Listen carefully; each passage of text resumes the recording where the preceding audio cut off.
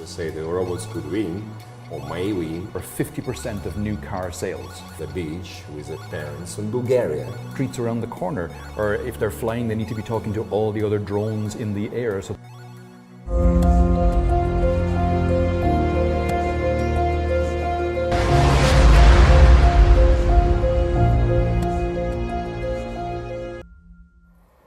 Hello, I'm very glad to see you in Moscow. Welcome. Thanks, Anton. Thanks for having me here. Yeah, Tom, it's a fantastic opportunity for us to see you here, and we are not lonely, and we here on the planet Earth talking about the things that actually today one of the most important thing for the human beings. It's things about changing our lives from the historical way it was to a new way. And I think you are one of the thinkers who give us a clear view how we can change that way dramatically and importantly. So I hope you can chat with me a little bit after your 2 days in Moscow. Yeah, of course. Happy to. We're seeing all over a huge shift from analog to digital. And for me, the interesting side of that is not the shift from analog to digital for the sake of doing it. It's the way that the shift from analog to digital can help us run our lives better. It is the 3 Ps, the people, planet and profit. Profit's important for business, and then obviously if we can have business making a profit and at the same time making the planet better for people, then it's a win-win-win. And I'm seeing a lot of this happening in different fields. I mean, you heard me give a couple of talks in the last few days at different events, and I talk about the things like how digital is making healthcare better, how digital is making the energy system better, how it's making transportation better. I also talk about manufacturing. I didn't have time to fit it into the talks I've given here, but manufacturing is changing and even food production is changing, and digital is affecting all these things, the connectivity between devices, the communications between devices. It's making everything better. It's reducing the amount of inputs required, it's reducing the amount of waste, and it's making the planet better for everybody. So that's really great that we can talk about that. And we, for 2 days, we met the auditories from 8,000 to some hundreds and private places with the companies and CEOs. So actually for 2 days you met 3 generations of Russians in Moscow. The youngsters, the Y generation, the X generation, the top managers, and also the IT YZ generation who now design this future in their work, everyday work, and their ideas, startups. What's your emotions and how you feel the difference?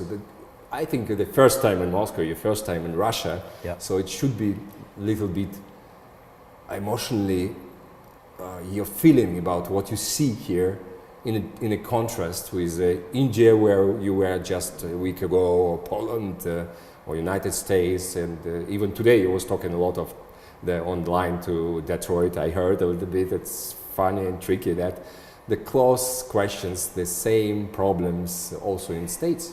Yeah, so I think, as you rightly mentioned, I've been to India in the last couple of weeks, and Poland last week, and here this week, and Milan next week. And it very much, everyone is on the same track. But I think different people are at different places in the race. Although it's not a race per se, no one is going to win over and above anyone else. We'll all get there in the end. It's just, I think, so for example, I was in the Nordics a couple of months ago, and places like Norway, last year the amount of electric vehicles sold in Norway were 50% of new car sales. 50% of new car sales were fully electric cars. And then I go out in the streets here, and I've been here 2 days now, and I've seen 1 electric car. Yeah, we saw Tesla. We saw Tesla Model X yesterday. So, you know, you see this, it will happen here as well, because the economics dictate it will happen here, because electric vehicles are getting cheaper, they're a lot cheaper to run, they're far more sustainable. So it will happen here as well. It's just places like Norway. Norway is an exception because it's way out there. The average in Europe is around 5% of new car sales, and Norway are at 50. And they got there by having good governmental policies in place to encourage the shift to the electrification of vehicles. That will happen in other countries as well.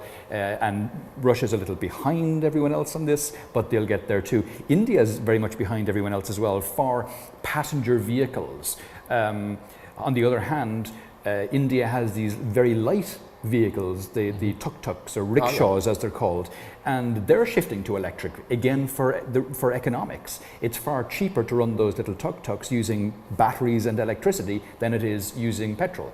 So all the rickshaw drivers are shifting and getting electric ones, and they're bringing people, and those are for little short journeys from like railway stations to people's homes. Yeah, I saw the same in Vietnam. So it's quite tricky, and they have motorbikes, a lot of motorbikes. They have a program in Hanoi and Pyongyang.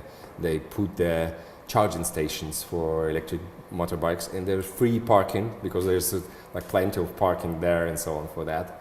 And they have just a program for Vietnam to change all these bikes to the electric ones. Yeah. And I will surprise you, in Moscow city is going to buy only, you mentioned yesterday, the buses. Buses, yeah. Diesel buses is important. So the Moscow city already designed the program to change it. We have 2 lines already with electric buses. Fantastic. And they will buy only the electric buses next years. Oh, wow. So it's a big plan, about 200, 300 every year. They will replace the diesel on electricity. So it's great, but in Moscow we still have a problem about that because the source of electricity is still fossil. Sure, I get that, but there's a couple of things I would say about that. The electricity, as you say, is mostly from fossil fuels here, but again, if you look at the shift globally to renewables, grids all over the world are becoming greener and greener and greener, again for economic reasons, because it's now cheaper to deploy renewables than it is to deploy coal or gas. And the economics is different from country to country. It may be still cheaper here to do gas, but in time it won't, because the cost of renewables keeps falling. So eventually the grid will become greener here too. But even apart from that, even apart from the grid side of things, if you look at electric vehicles running in cities, they're not spewing diesel fumes into the city air where people are walking around with kids and babies and prams. They're not getting those fumes in their face from electric buses. And you know, particularly with kids are low down on the ground where the tailpipes of these are spewing out the smoke. So you don't want that. So electric vehicles are great for that. They're not polluting inner cities, but also if you think not just in terms of air quality, but you think in terms of noise quality. Yeah, they're nice and quiet. But also, you know, you watched my presentation as well, so I mentioned a lot of things that related not only humans, but I always say the robots could win, or may win, or should win. So we little bit switch now because we talk a lot about the human problems. Let's talk a little bit about the robots problem.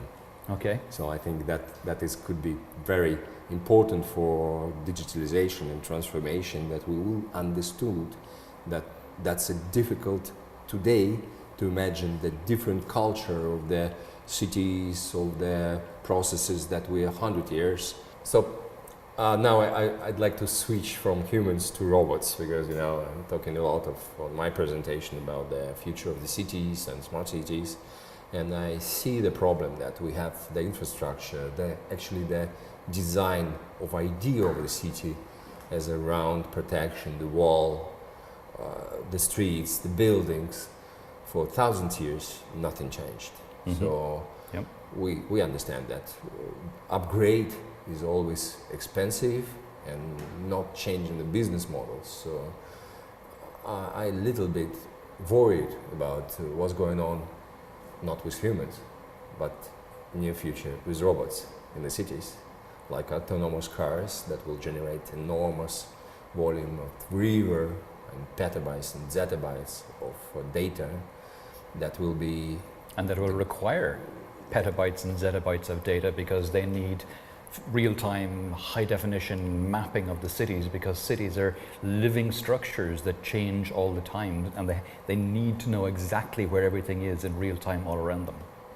Sure, that's a problem. So today the humans and the robots in the space of the cities, in the digital economy, let's say digital economy 2.0 that we have now, is turned into the galaxy of data that will be digital economy, digital transformation 5+, where each robot will talk to each robot, not on the simple language that we talk very simple language that with all the generations that we have with digital economy, only 25 zettabytes, and it will be 175 in 5 years after they starting this enormous way of autonomous cars on the roads and so on, and digital production that will, with smallest latency, generate the impulses of data everywhere. Yeah, and it'll be not just autonomous cars on the road, but autonomous cars in the air as well. Oh, you can imagine. I just, once I was on the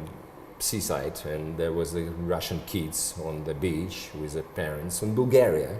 Okay. And there was the birds flying there in the air with a big, the triangle, and that they saw it on the street, the kids, and say the pterodactylus, because they watch the movies, they get information from the movies. Yeah. And that's we also have the same problem, the cultural problem between this gap between the generations that we have with education about the digital ethics, digital, shifting the things in the understanding. So, as we discussed it, the example of mechanical feeling of what's going on the computer today, it would be this mechanical feeling about what's going on in the city around you, when it will be immersive, it will be robots talking to robots, not to humans. Yeah. I mean, that'll have to be a huge part of it, because as you get autonomous vehicles driving on the roads or autonomous vehicles flying through the air, they have to be talking to everything around them all the time. They need to be broadcasting their position. They need to be talking to cars coming on streets around the corner, or if they're flying, they need to be talking to all the other drones in the air so that everything knows where everything is in 2D or in 3D space. They have to have anti-collision systems for those kinds of scenarios, and particularly when it's in 3D space. The cool thing, I mean, people think that these flying taxis are years and years away if they ever come, because people have been talking about flying cars for so long. But in fact, in my opinion, I think they will come before autonomous cars on the road in a lot of places. Because, as I mentioned earlier, the autonomous cars on the road need real-time, high-definition mapping of their entire environment around them, but the flying cars don't. Not to the same level of detail, because they won't be as close to anything as the cars will. The cars will be bumper to bumper, literally, as they go down the streets, but the drones going through the air will be 2 or 3 meters apart. So more layers. They don't, more layers. yeah, because they have more space to travel through. Cars can only go in 2D, but flying cars can go in 3D, so they have more space to move around. So they'd be 2-3 meters or more from each other and from everything around them. So they don't need the same level of detail of mapping, of high definition mapping. So fifth element. Yeah, exactly. So we are extending the layers of roads upstairs on the air. So we'll have this autostradas for drones, and it will be soon, in your opinion. Yeah. It will be a noisy city. No, actually, because a lot of these flying taxis or flying drones or whatever we're calling them, they are a lot less noisy than helicopters today, because first of all, they're electric. And secondly, because the rotors are smaller. Because the rotors are smaller, they don't make as much noise as a helicopter rotor. So they're far less noisy than helicopters. And as they're up in the air, they're not down at street level for most of the time. They're up in the air for most of the time. So again, they're not that noisy.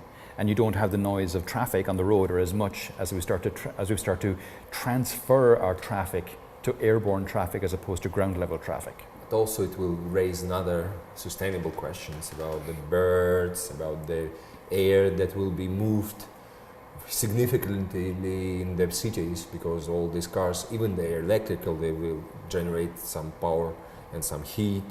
So there are a lot of things to solve. Electric cars generate a lot less heat than fossil fuel cars. I mean not the question that generate a lot, but if there will be a lot of such machines in the air, they will be moving the air so quickly, so that this artificial wings will be everywhere. So I think it's also that, as Bernard Perard, my friend, told, it's an opportunity, not that it's a challenge. It's a challenge to think how to design the new kind. You showed one of the example that the machine that have this propulsion or something like. Yeah, there are several different designs, but most of the designs of these have a component of wings as well as rotors. And the rotors, the most efficient designs have rotors that are ducted and directional. So by that I mean when they're on the ground, they're pointed at the fans are pointed at the ground for vertical takeoff, and then they rotate through 90 degrees so that you get forward thrust. So the classical was previous helicopters with like the Osprey aircraft. So the fans point down and then they shift through 90 degrees, and there's wings as well to give lift, because the lift from the wings is very important and makes these craft far more efficient. So they get the lift from the wings, and they also get the thrust from the fans, and that way they become hugely efficient, and they travel further on the same amount of battery charge. Sure, that's cool. That's cool. I try to imagine. We saw it a lot of sci-fi movies, but also we discussed yesterday and after presentation about your global goal sign. I made an example that today, to transfer this culture to the Y and Z generation, the Hollywood and everywhere, it's implanted in the culture and the hypes, like last movie on Netflix series that called Love, Death and Robots, the way each series looks like some mysterious hype and some illuminated with a lot of blood or so, but actually that 3 robots and the rest of the episodes, they're talking about 18 global goals of UN to implant it in the heads of the generations that became a generation that will rule the world when the robots will be on the streets. So that's fun. I like it so much, and for me it's important to understand how we can not only teach the generation to be sustainable in a robot age, but also how to move them to be creators of that age with the sustainable ideas. What do you think about that? It's interesting you say that, because I think that generation can teach us far more about sustainability. I think they have these kind of things much more to the foreground of their minds than our generation does. You and me might be exceptions to it because we think about these things all the time, but very much it's our generation that cause a lot of the problems and that don't give a crap about the solutions. It's our generation that are driving around in fossil fuel vehicles. It's the younger generations that are saying, no, we need renewables. So they use the skates. Implant that skates, a new type of hybrid that will be hybrids with the pods, that will be helicopters on the top, drones moving it. So they have like roads. The new generation has more layers on their understanding what's going on around, like layer on the layer on the layer. It's their future. They care about it because they will have to live it. That's why you're saying. I don't think that's a future. That's now. It's now. It's now. You're right. It's now. But you're seeing it in the climate strikes that are happening, that global phenomenon. It's these kids walking out of school because there is not enough being done by our politicians around fixing the climate issues that we have. But it's not the hype, it's a belief. Yeah. So I think that's a great belief. And also, I think that today they have already not just a challenge to deploy the robots that will solve our problems, actually, our edge problems, the industrial edge problems, to build a new world on Earth or on Mars that will be multi-layered with a digital, sustainable, green, humanitarian, and so on. So the 18 goals of UN, it will be like a layers of one thought that we empower this future with the good new ideas and not base them on the ideas that came from the ancient times. Yeah, yeah, yeah. One of the issues that I see about the future of these autonomous devices, whether we're calling them robots or whatever they are, is that they will need to be designed with sustainability in mind for themselves as well, because we are already seeing from the last 20, 30 years of technology enormous amounts of e-waste. And that's an issue that we don't want to bring into the future. So we will have to design these devices to be modular and upgradable rather than disposable.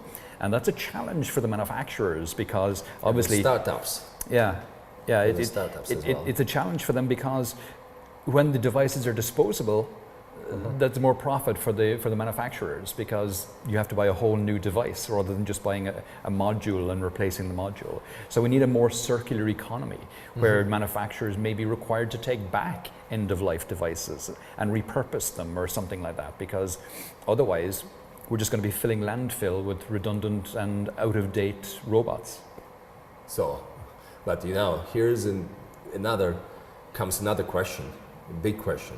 Just yesterday or during your stay in Russia, these 2-3 days, there's new ideas in the strategy of development IoT and smart cities, that all devices that we will deploy to these smart cities and homes should be certified and that connected to the SORM system, that is system for the security of the country and the military that protects from terrorists.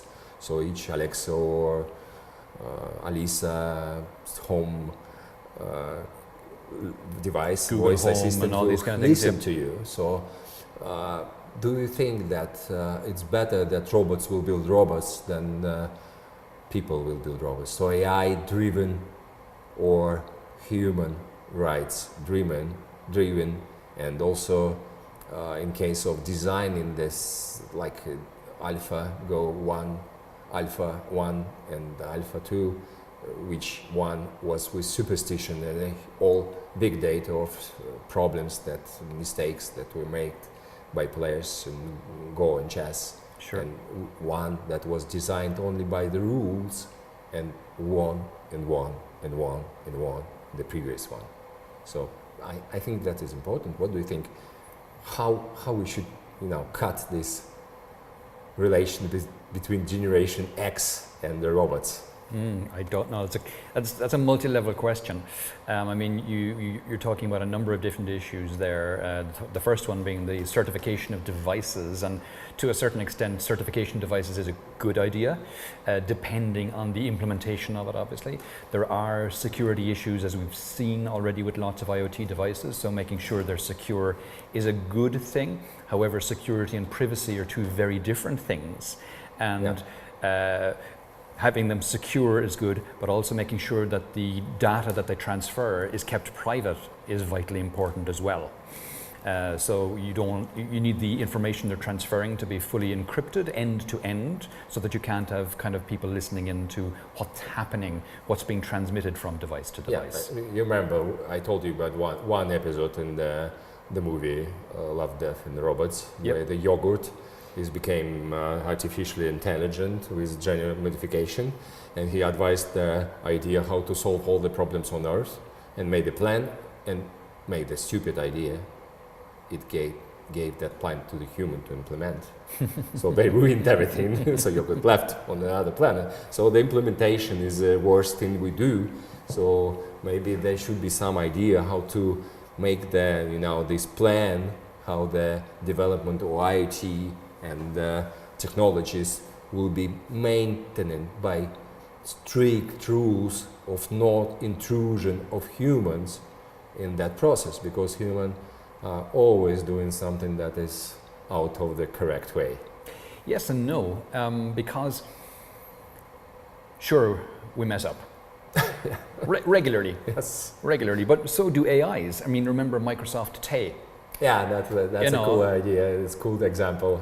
That was a complete mess up. That spiraled out of control very, very quickly. But it was taught by humans. It learned from humans. It did. Yeah, it did. And I don't think that as long as we are creating AI devices, I don't think that there will ever be an infallible AI device. So I think, sure, we implement AIs, but also we make sure that we oversee what it is they're doing, because they are as likely to be fallible as we are. Yeah. Okay. For staying here in Moscow, what do you feel that is, on your point of view, you see now the difference between the West and Russia, or States, or Asia, where you've been recently, and how you see we can solve the problems or help each ordinary person in this country in deploying the IoT technologies that you already saw somewhere in the West? Okay, well, if we think of some of the issues that I've noticed, having been here just a couple of days, so I haven't seen a lot really of the country, but if we think of traffic congestion, for example, in London recently they've deployed their ultra low emissions zone. And their ultra low emissions zone, they have cameras all around the roads coming into the city. And if you drive a vehicle into the ultra low emissions zone, your number plate is read by the cameras. From the number plate, it knows the year, make and model of the vehicle, so it knows the amount of emissions from that vehicle. So then, depending on the amount of emissions that your vehicle gives out, you're charged. And the charges increase very quickly the older and the more emissions that your car gives out. Okay. Obviously, if you have an electric vehicle, you're not charged. So this is a way of shifting transportation away from heavily emitting, heavily polluting vehicles. And London has a huge problem with its air quality. Okay. So it's as Moscow. Yeah. As Moscow. And I can tell you, the Moscow government already planned to do that. Fantastic. That's kind of fantastic or not? Well, it depends. Yeah, you remember my point of view on the restrictions smart city model. Yeah, so and that goes back to the privacy issue as well. It's more restricted model where, for example, in Moscow we have a great team of people who owns the cars, and they call the blue boxes or some blue signals, like we have on our security cars and so on. So they very afraid of the ideas of restricting entrance to the city and about highly paid parking and so on. So you did good examples that someday, and I mentioned that in the beginning of our speech and the chat today. So yes, in the future we should read off the roads and semaphores and parking lots and so on, and redesign the city totally. Yep. With no emissions, because this restriction model, it's push us to some fight between people inside it. It depends on how it's implemented. A lot of these things come down to implementation, and in London, for example, it's been well implemented. There are there are no exceptions. Okay. There's nobody who gets away with it. That's a big problem for Russia. No exceptions. That's an implementation issue. That's an implementation. But as I know, the Queen has no driver's license. I remember that. No, but that is wrong. That's true. I'm not sure if it's true or not. I suspect it's true. I suspect it's not true, because I think I've seen pictures of her driving a Land Rover on her estate in the north That's of a picture. England. Was a question how she drives the Land Rover without license. So either she has a license or she was driving it on private property. Yeah. So okay. Let's not bother the Queen. That's so those kind of things. If you look at a lot of the large-scale IoT projects, they are those kind of infrastructural issues. It's around traffic management. It's about water quality as well, and flood prevention. Yeah. I mean, SAP is a company. I work for SAP, as you know. We've done several projects with cities where we help them manage flooding. Okay. And we put IoT sensors, or they put IoT sensors, and they connect to our back-end software. They put IoT sensors throughout the drainage systems of the city, and they monitor the height and they monitor the flow of the water. That's interesting. That's quite interesting. We had a lot of flood in Russia, in the southern regions, in the eastern regions. So every year we have such problem with flooding. But mainly it's about not the problem of the drainage system, but mainly problem of the old infrastructure around the cities, because the rivers is not cleaned up properly, and so on, so and so. But that's a good example, I think. But if you can predict a flood before it happens, you know, if you can see that the water's flowing faster and the levels are rising, then you might be able to take preventative measures to, or at least mitigating measures to reduce the effects of any flooding that is going to happen ahead of time, even redirect traffic. Yeah. And then back again to the ordinary, normal humans on the streets, in the houses with not high incomes like in London, downtown, where our oligarchs left a lot of, but generally we spent some time with you on Moscow metro and buses, so you saw the city. We have a lot of flats, roofs that can be used for renewables, for example. Correct. And you know, I showed you our big hospitals, so maybe you have examples and you can tell how the IoT will be implemented in the health problem, ecology, sustainable problem of the cities. Sure. So just speaking about healthcare, seeing as you bring it up there, I have a very personal example of my own son. He's just turning 16 on Sunday in a few days' time. Yeah, we will send him a present from Moscow. He was diagnosed with type 1 diabetes last year. And you know, that was a huge shock because there's no history of diabetes in our family. And when he started off, he had to prick his finger and make it bleed 6 times a day to measure the blood sugar level. And he would write down the reading in a book, and he would, you know, on every page of the book he'd have different readings different times a day, and each row would be a day and each column would be a time of day. And so he would show all life with that. Yeah, and he would bring this book to his medical team, and they'd go through it, looking for patterns in the levels of blood sugar throughout the day, so that they could adjust the amount of insulin that he would inject at different times of the day, because he has to inject himself 5 times a day. So they were looking for that so that his blood sugar levels would be stable. And then last summer he was transitioned onto an IoT sensor. Okay. So it's one that he applies to the back of his arm. Just all the time? It goes onto the arm, it stays on the arm for 2 weeks. Okay, 2 weeks. After 2 weeks he takes it off and replaces it with a new one on the other arm. So 2 weeks one arm, 2 weeks the next arm. So a new sensor every 2 weeks. And the sensor on his arm, instead of taking 6 readings a day, it takes a reading every minute, so you now have 1,440 readings a day. And the sensor's got an NFC chip built into it, so that he just swipes his phone over it, and it downloads the information from the sensor into his phone. And no matter where I am in the world, I get a notification on my phone and on my watch to see the latest reading that he's just after taking, so I can see it. But it's also not just on his phone uploads it to the cloud. So his medical team. And it's secure. And it's a personal private health cloud that I have access to, his mother has access to, he has access to, and his medical team have access to. So they can see at all times how his blood sugar levels are progressing. And it's much richer data. So because for instance, when he was doing it with the blood and the finger, he would do one at night time at 11 o'clock at night when he went to bed, and he'd do another one. Also but he would do one at 11 o'clock at night and another at 7 in the morning, and we would have no idea what happened between 11 o'clock at night and 7 in the morning. But now, because we've got the sensor on, we see the whole night's patterns as well. So you know, we get to see if there are lows overnight and maybe adjust his diet or adjust the amount of insulin he's taking.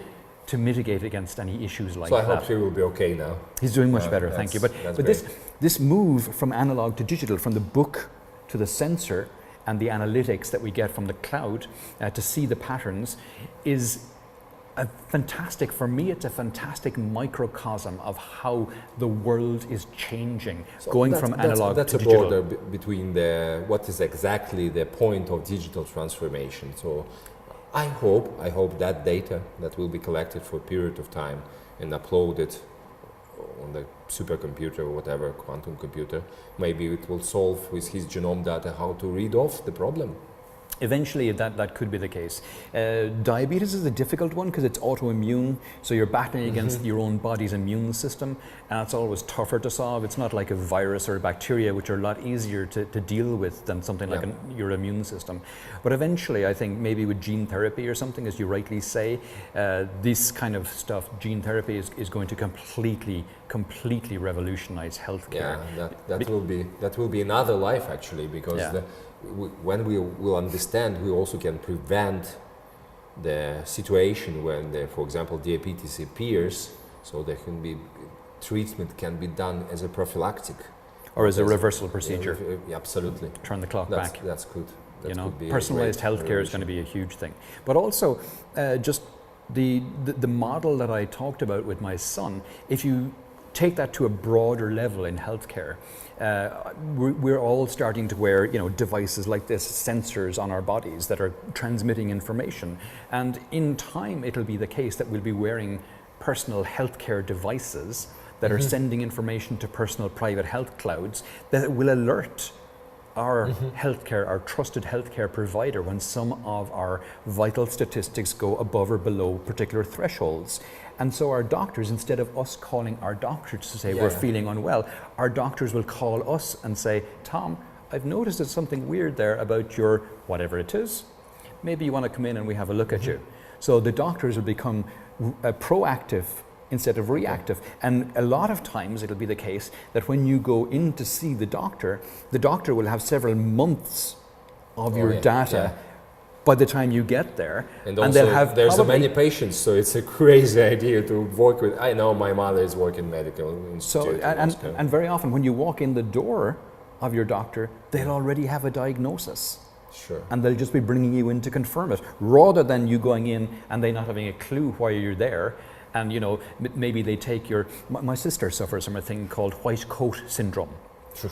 White coat syndrome means that when she walks into a doctor's office, her pulse goes up and her blood pressure goes up, you know? And it's a thing, if you look it up in so Wikipedia. We're killing our doctors. Yeah, so so you know, if doctors are trying to base their diagnosis on that data, it's completely incorrect. So, but I can tell you, Tom, I feel that smart spaces and smart cities will change this system dramatically. Because when you go on the smart city, you're scanned every minute.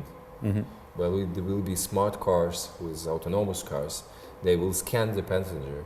When you go to toilet, it will scan your pee. So in this case, when the smart spaces will be deployed massively, we'll have another opportunity. Because we're already seeing it in the cars that are on sale today. As with all these technologies that will bubble down to more economy level cars, they have sensors built in that watch the driver. And if they see signs of tiredness, mimics or whatever that signals, you know, the eyes closing like that, and the driver drifting off, they'll alert the driver, so the driver wakes up and goes, you know, or in some cases there are sensors built into the steering wheel, and if you let go of the steering wheel, that's a simple example, but it shows that it goes. I think that it's very interesting. Also during last weeks and last days when you were in Russia, there is some presentation of Apple and Google with a huge turn to the devices, the personal devices without screens that can be connected anywhere. It's today that's a gaming device, gaming console.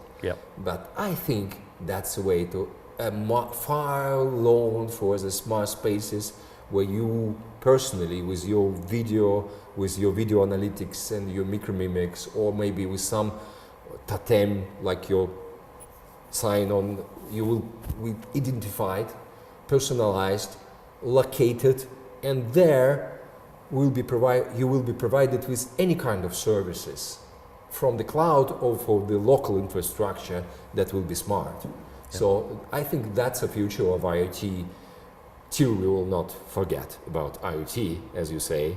So I think when these smart cities that will feel the citizens will be deployed, and that day we'll forget about smartphones, about any watches or whatever. I will send you, 10 years ago I wrote a smooth article. I called the Facebook Open the War, and the idea was like in one old skiffy movie in Russia, you will just wave your hand on the street or anywhere in smart space, and the solution assistant will appear in the air asking you, what do you need? What should I do? Or offer you initially the solution, an idea, so you will have a choice, but your choice will be predicted. Right. So I hope that will dramatically, significantly change the life of peoples, and also it can be deployed on Mars, because it not requires the wiring, that not requires some interaction of you with fingers or whatever, only by thinking, maybe speaking, and maybe even just make some gestures that will be, there already, we know a lot of gestures that already, like in the previous High movie from Netflix. I mean, Mirror.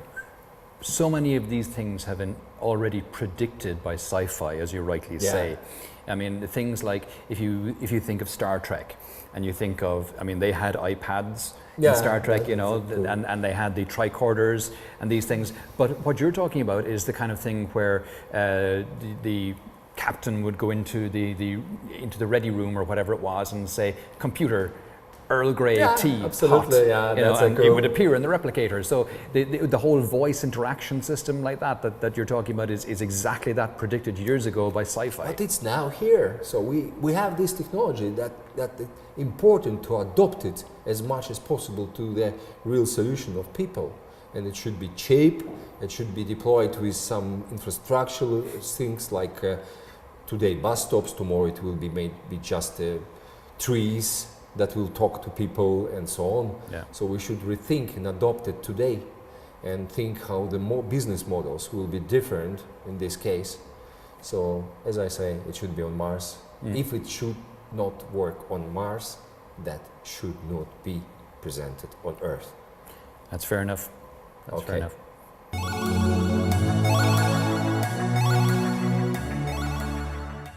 We discussed a lot about IoT, about the future of IoT, how it impacts on the human and the world around us, ordinary people and this health. But just last week, you know, there was a big tragedy of crashing Boeing in Africa. And today the news that the Boeing re-uploaded update on the program, and it could be the software program that was the cause of that catastrophe. What do you think about this issue of the security of the programs that manage the IoT, autonomous cars, and other IoT devices that really impact on the life and death of humans? Yeah, that's a good question. And there's no easy answer to it. The Ethiopia Airlines crash wasn't just a software issue. There was a huge, like with most air crashes, there was a huge chain of issues that eventually caused the crashes, because it was the Lion Air crash as well linked to it. It all started with economics. The 737 was a plane that wasn't as economical as some of its rivals, so they started to make bigger jets so it could fly further and be more fuel efficient. But the bigger jets, the jets were too big to fit under the wing without hitting the ground, so they pushed them further forward on the wing, and then the wing structure had to change, and then they had to make changes to the software to accommodate the fact that the plane was now less aerodynamic. And there was a whole series of things that led up to this. Also the fact that Boeing, for example, didn't give some of the safety instructions and some of the safety equipment. They offered them as optional extras, which some airlines went for and some airlines didn't. And when you're giving safety as an optional extra, it's kind of worrying, shall we say. So that's a particularly complex scenario to talk about. But your greater point about software and potential for danger to human lives is well made. What I would say is that probably the best way to avoid those kinds of situations is to make sure that the software being used is open source. The more open source it is, because the more open source it is, the more eyes there are on the software. So what is happening today in Russia? You think it's not a good way to be securing systems when we have in this level system of security and organs and our ministries that control and regulate, then make it open, then there will be more eyes of the people who will see the problem, identify that problem and prevent the situation. Correct. And so it's not instructed way, but let's say the openness way. Open, and also have things like in software companies now very often, and more recently even Tesla are doing this, have bug bounties. Okay. So give prizes to people who find bugs in your software. And so I'm a 1 million photos of me viewed on. Well, so I'm working like a robot. I'm labeling data on the Google Maps, and he tops thousands of that. Sure, but I'm talking about software companies saying to people, find a bug in our software and we will give you a cash prize. Cool. That's a really cool example. So now that why the Google Maps are best now, because a lot of people around the world making the offers to the Google to change something that they see is not correct. Right. So it's a Wikipedia model that we can say that's not a real library or real source of clear knowledge, but it's mostly correct because it's crowdsourced. It's a crowdsourcing the data and the crowdsourcing. So we have a term, the crowdsourcing the security. So if we crowdsourcing the security, it's more chances that will save lives. Correct. Because it relies on the people. Only one way we should prevent that there will be some terrorists or intruded in that system. Sure, but if it's open source, so there will be more watchers than the. Well, you see, if it's open source and someone injects some bad software in there, it just won't be accepted into the core. Cool. So anyway, there should be. You mean some government control, or there should be appointed open source like in Wikipedia correctors? Like Apache. Apache, for example, has the Apache Foundation. Okay. And the Apache Foundation oversees all patches and forks of the software. The same way the development of IoT standards and systems now going around the world, like my very important question for me, how we will design these smartphones for robots and softwares with containers that will be uploaded to machines, to robots, to open source platforms and so on. Yeah. So if it's supervised by open society, it works better. Correct. Because it prevents the corruption. Because when many eyes, like the Germans say, there are 3 eyes is better than 2 eyes. So it's like a joke, but it works. Yeah. No, it's true.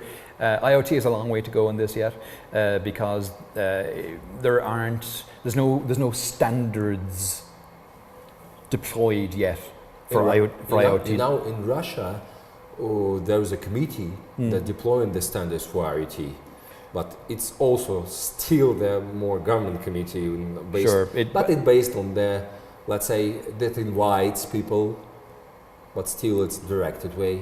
So I'm not agreed so much. So I think. And it depends as well what you're calling an IoT device, because if you're calling something like an Alexa device in your home an IoT device, or if you're calling sensors that are in wind turbines that are deployed globally IoT devices, there's a huge difference in the engineering that goes into making the 2 different devices, and the security that goes into making the 2 different devices, and the patch control that goes into making the 2 different devices. And you cannot separate IoT in one country for IoT globally, because whether all the systems are open source. Yeah.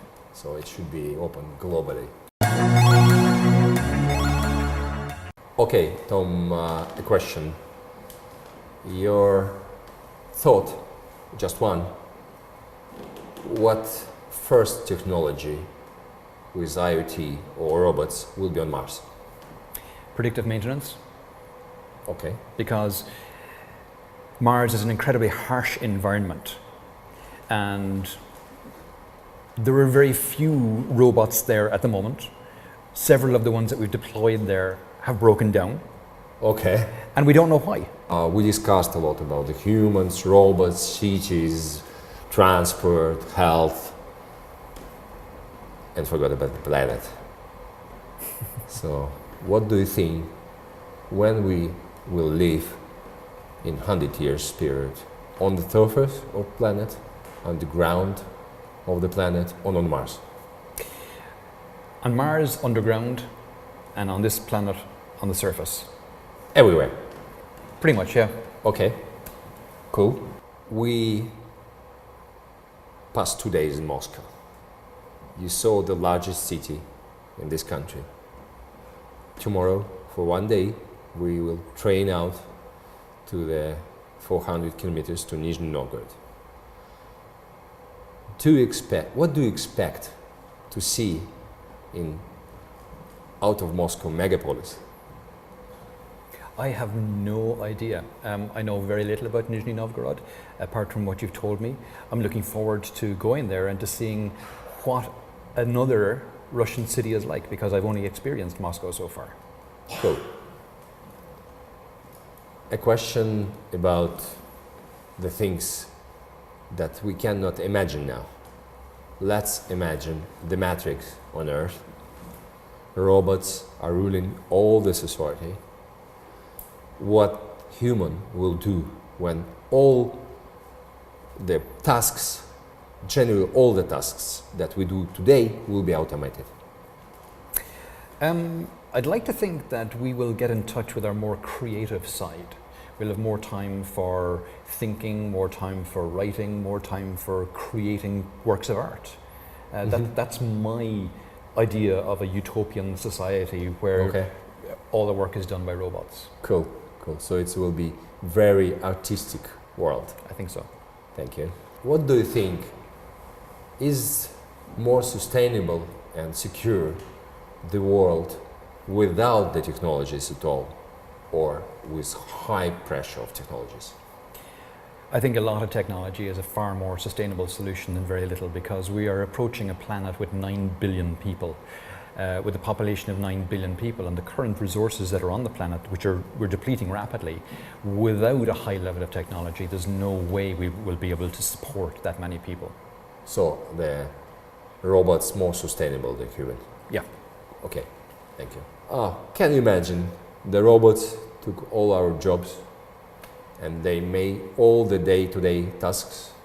So we are all artistics, but we are so lazy as humans, and we will be fat in the moving chairs and doing nothing. So this is from the movie WALL-E. Yeah. I don't see that happening. Maybe it'll happen with some people, but to be honest, the vast majority of us today are hard-working, and we're hard-working because we like working hard. We like doing things. We like creating things. Okay. I couldn't ever sit around doing nothing all day. Okay, so that was utopian in the movie. Okay, thank you. Top 3 companies that make IoT very cool for the next years, by your opinion? In what context? I mean, any just comes to your head.